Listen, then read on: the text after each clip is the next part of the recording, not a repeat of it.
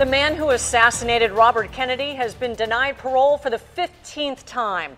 The decision about Sirhan Sirhan's fate was handed down just 90 minutes ago. It's a story we first broke on the Now at 4, and 10 News reporter Steve Fiorina is joining us on this story with a testimony you haven't heard from the victim who wanted the assassin set free. Steve. Paul Schrade was one of 5 people who was injured that night that Bobby Kennedy was killed up in Los Angeles back in 1968. Schrade testified at the parole hearing for Sirhan today and said he was glad to be here.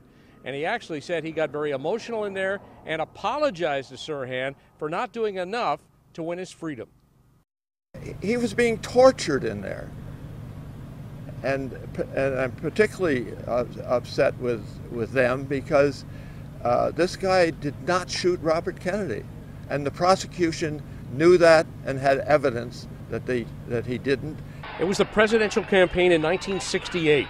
Senator Robert Kennedy had just won the California Democratic primary election, almost assured of the party nomination at the convention that summer in Chicago.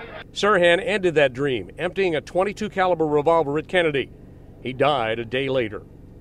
Sirhan has had 15 parole hearings, lately claiming no memory of the shooting, saying he had several drinks beforehand. The offense was non-existent, it was outrageous, and the actions here today are similarly outrageous. Sirhan's not going to be not a violent threat to anybody.